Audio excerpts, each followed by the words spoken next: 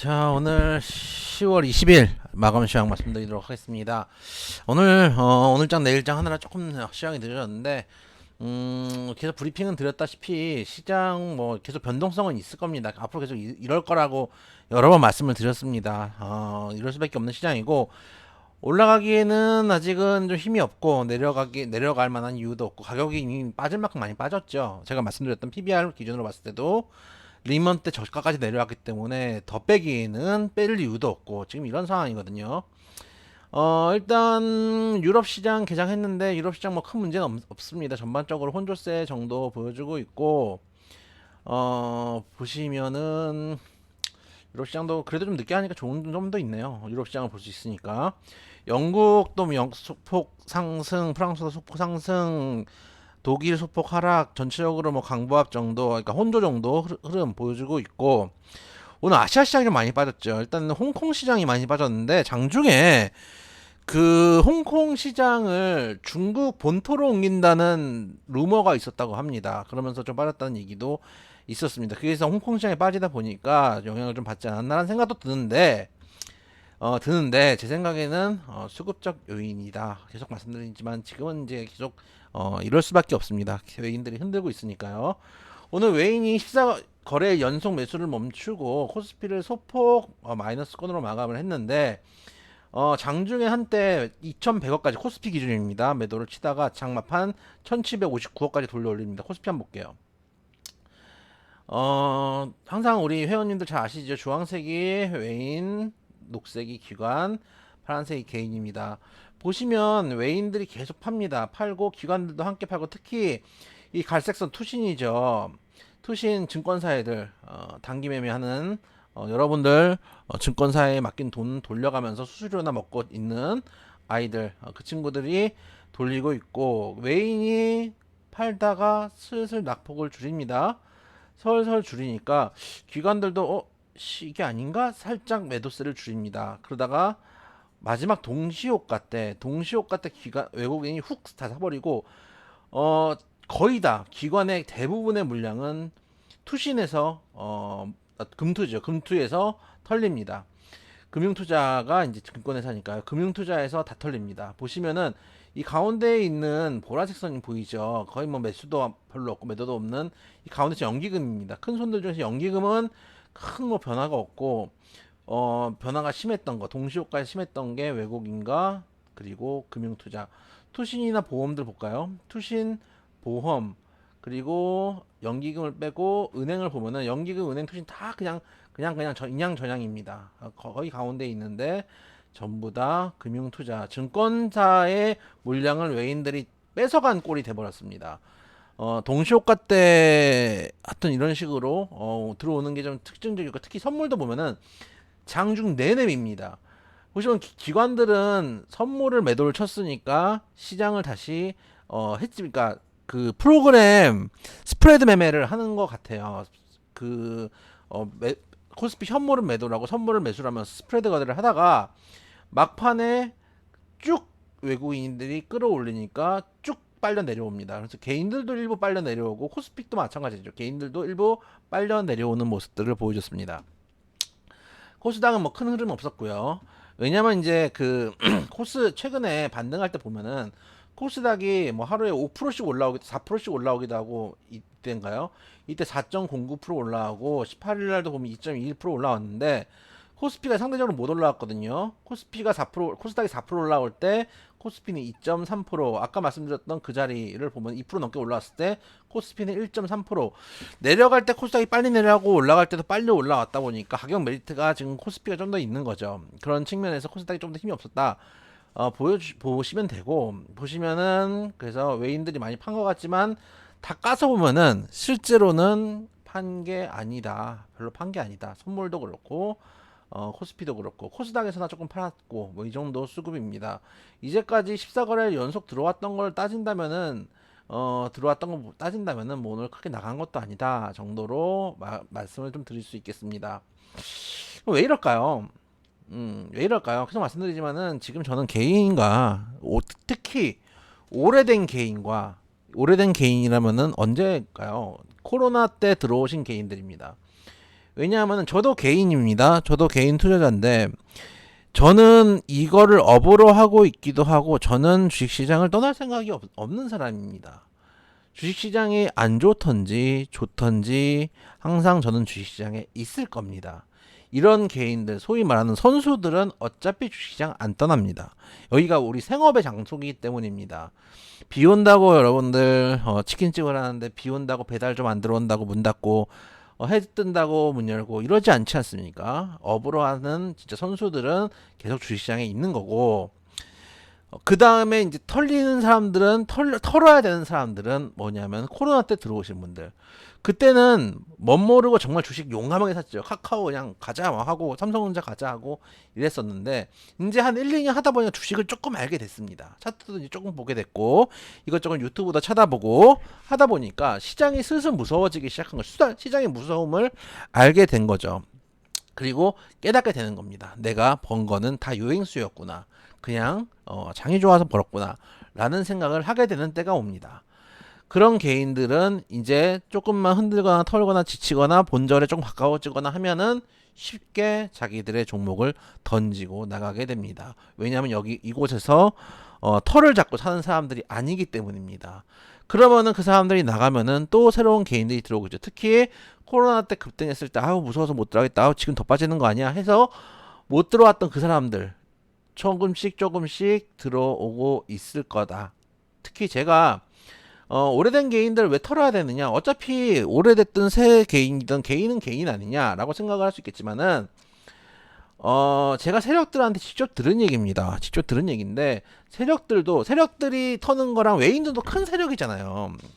똑같은 관점으로 봤을 때 세력들도 개인들 중에서 오랫동안 보유하고 있는 개인들이 빨리빨리 변동성 구간에 초반에 나가기를 원한답니다. 왜냐?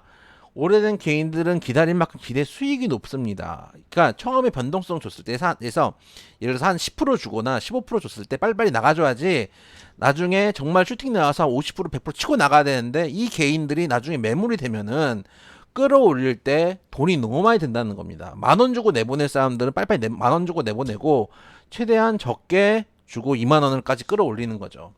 근데 새로 들어온 개인들은 내가 10,000원을 샀기 때문에 11,000원만 돼도 본전이잖아요. 남는 장사 하는 거 아니에요. 10% 수익이잖아요. 그러면 땡큐 하고 그냥 나간다는 거예요.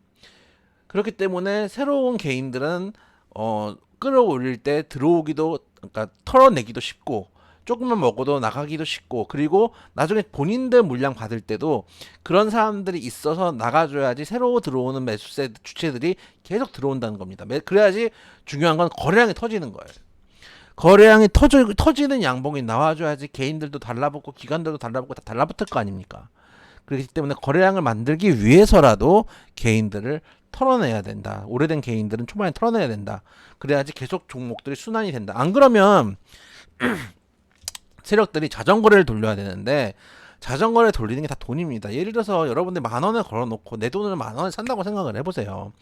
증권거래세에다가 농어촌 특별세에다가 주식투자세 다 전부 다 세금이잖아요. 증권사 수수료 나가고 다 10,000원 사서 10,000원에 산다고 똔똔이가 아니잖아요. 기본적으로 한 0.25%인데 수수료까지 해가지고 대충 한 0.5% 잡으면 될 겁니다. 100억을 만약에 100억어치 자전거래를 돌리잖아요. 그러면 5천만 원 날아간 겁니다.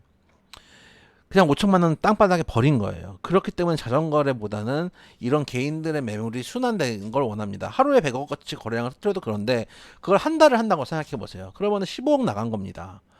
그런 정도로 많이 돈이 들기 때문에 자전거래보다 개인들의 매매가 돌기를 원한다고 합니다. 그런 것처럼 외인들도 마찬가지라고 생각합니다. 지금 계속 오래된 개인들 나가고 지금 들어오는 신규 개인들이 오늘의 개인 매수세가 정말 과연 기존의 개인들일까요? 기존 개인들 여러분들 상황들도 다 마찬가지일 겁니다. 물려 계시는 분들도 계시고 종목도 들고 계시는 분들도 계시고 막상 또 살라 그러니까 여력도 없고 이런 분들 많으실 겁니다. 근데 어디에서 돈이 나가지고 개인들이 돈이 나가지고 7천억치를 하루에 삽니까?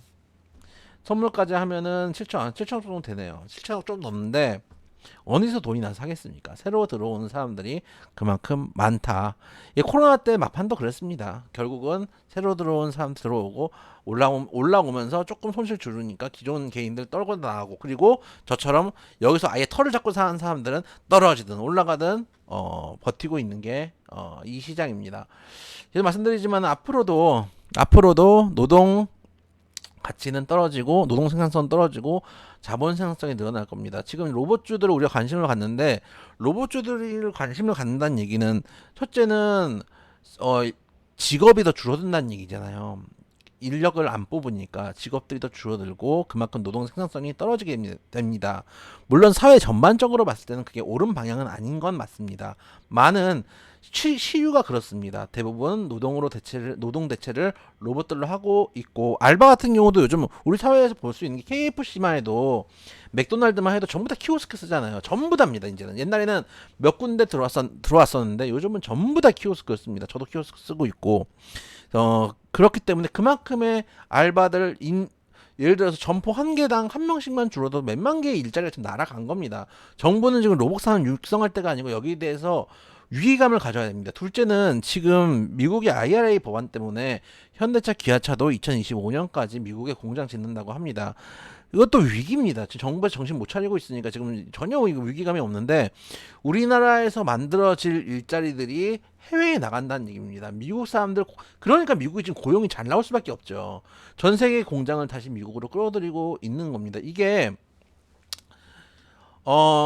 전체 사회적으로 봤을 때 보면은 지금 이제 러시아가 초반에 깨졌으면 차라리 나은데, 지금 현재 전력을 다 쓴 상태에서 러시아가 깨졌을 때 아예 세계의 구조가 바뀔 거다라는 말씀을 전에 한번 드렸잖아요.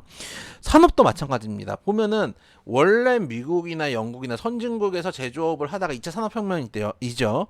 하다가 그게 이제 어디로 갑니까? 아시아권으로 옵니다. 이제 한국이나 일본 이런 쪽에 와 있다가 여기서 조금 더 인건비 싼 데 쪽, 중국 쪽 갔다가 베트남 쪽 갔다가 이런 식으로 점점 노동 집약적인 산업이 점점 소위 말해서 신흥국으로 가다가 이제 다시 돌아옵니다.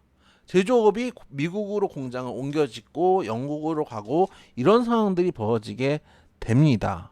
왜 그러냐? 이제는 옛날같이 노동 가치가 옛날하고 다르게 노동자 1000명이 예를 들어서 투입하는 생산성보다 근로자 100명에다가 로봇들을 붙여가지고 하는 게 더 생산성이 좋죠. 운송비 안 들죠. 거기다가 각종 어떤 리스크들, 뭐 재해가 발생할 수도 있고 또 뭐 노사분규가 발생할 수도 있겠죠. 이런 것들도 줄어들겠죠. 그러니까 최첨단 제조업이 돼서 다시 선진국으로 들어가고 있는 추세입니다. 그러면은 시간이 될수록 자본 생산성은 늘어날지 몰라도 노동 생산성은 우리나라에서 점점 떨어지게 될 거고, 거기다가 미국에 공장을 짓는다는 건 뭐냐면은 우리나라는 수출 국가잖아요. 계속 수출해서 무역 흑자를 기록해야지 외국에서 빌려온 외채들 이자도 내고 원금도 받고 이렇게 해야 될 텐데, 그러니까 무역 수지 적자가 나면은 더 이상 외채를 낼 때 이익률도 줄어들게 되지 않겠습니까? 그런 것들을 지금 국가에서 엄중하게 받아들여야 되는데 안 받아들이죠. 그냥 지금 뭐 정쟁하느라 바쁘시죠. 그렇기 때문에 우리들도 어쨌든 여기서 일일비 하기보다 털을 잡고 산다라고 생각하고 시장을 바라보시면은 지금 겨우 변동성 있는 구간 정도다. 그리고 이 자리에서 브레이크가 또 잡히는지 또 빠지는지 볼만한 구간이지만, 지금 1년 내 빠진 자리가 이만큼 빠졌습니다. 그리고 PBR 0.8배 정도 수준까지 내려왔습니다. 그리고 나스닥도 계속 말씀드리지만은 나스닥도 이제 60 월봉까지 내려와서 여기서 이제 양봉을 내주고 있는 자리입니다. 추세가 정말 장기 추세로 보면 미국 추세 아니도 살아있는 추세입니다. 사실은 이런 것들을 봤을 때 지금은 우리가 좋은 종목들 잘 모아서 잘 버티면서 수익을 좀 극대해 볼 때다 말씀을 드려보도록 하겠습니다. 이 구간이 넘어가야지 또 코로나 때 급등이 나왔던 것처럼 급등을 맞이할 수 있다 말씀드려보도록 하겠습니다.